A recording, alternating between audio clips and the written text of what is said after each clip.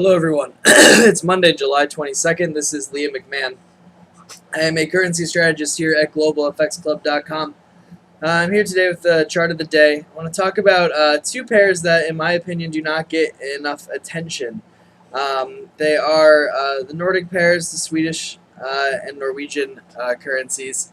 And I want to take a look again at both of them against the yen because I think we may have some interesting trading opportunities coming up in really both directions sometime in the next week to 2 weeks. So please take a moment to pause the recording and read the risk disclaimer, which should now be on your screen, and then we'll get started.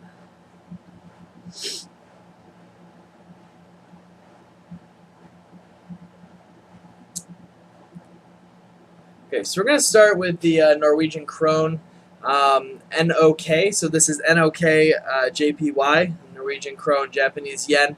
And I want to take a look at this possible scenario that's playing out here on NOK yen. First, it does appear that we may be putting in a very large, somewhat complex head and shoulders pattern.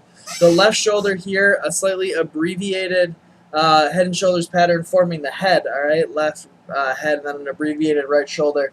And this re-rally here from 15.8 or so and the 200-day EMA may be the start of a right shoulder.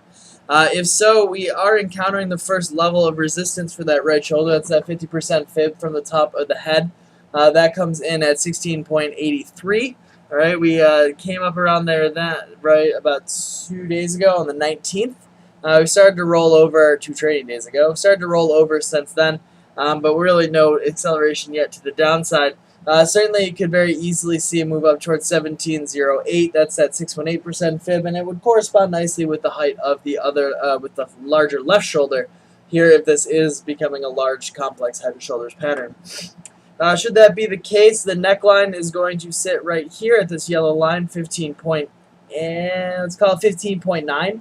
The 200-day EMA is at 16.03, so that's a nice double level. If we can break below both of those, could see the start of a very significant move lower in NOK yen, which would suggest yen strength really likely across the board.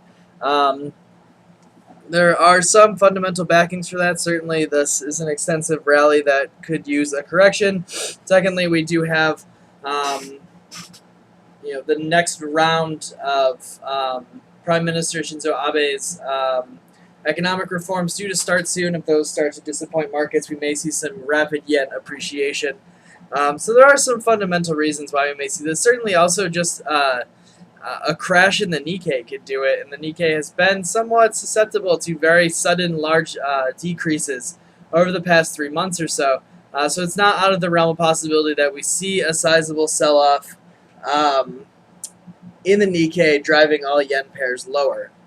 All right, and if that would be the case, this is a very attractive short opportunity with really a measured move.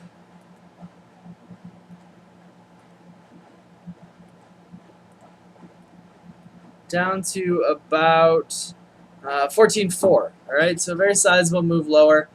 Could be a very nice trading opportunity. Definitely something you want to keep your eye on. On the other hand, should we continue to see some yen weakness, all right, so yen pairs continue to rally, it appears to me that the Swedish krona, Japanese yen, provides a nice opportunity to the upside. All right, so we have a very extensive rally here starting back in November of last year at around 11.67. We got to as high as 15.75. And since then, we have been sort of flagging or forming some sort of pennant here on the daily chart. If we do manage to see a nice test of this third line and then a break, of this upper trend line and then a break of that trend line, somewhere around 15.50, 15.60 or so, that could be a nice breakout trade, signaling an extensive move higher by SEK yen. All right, so this is SEK JPY. This is Swedish krona, Japanese yen. And on the other hand, of course, you can also trade this to the downside, if that's what you mean, or if that's what you're looking for. If that's what you want to do, you could really even start to look to get short now with the stop above this trend line. All right, and know that we do have some significant support right around 15, and then below that, this supporting trend line, that'll come in at around 14.6.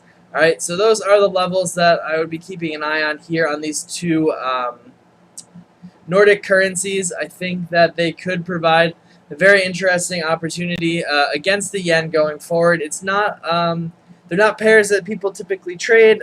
They tend to get lost in the shuffle, but they do offer some very nice technical trading. And both of them appear to be setting up very cleanly for a nice technical move in either direction. So keep your eye on those pairs for the rest of July, and hopefully we'll see a break in either direction and followed by a strong move. Furthermore, these pairs could tend to foreshadow other moves. All right, so if you start to see Swedish krona yen break out, be very cautious about being long the yen or short yen pairs. Is it may be giving you warning that the other yen pairs are about to follow it higher. And the same goes for the inverse in NOK yen. All right, I hope that's helpful. As always, if you have any questions, head on over to globalfxclub.com. I'll be happy to talk to you there. You can also find us on Twitter at @globalfxclub, or you can find me personally on Twitter at @duke0777. All right, I look forward to talking to you guys soon. Enjoy your trading week, and see you soon.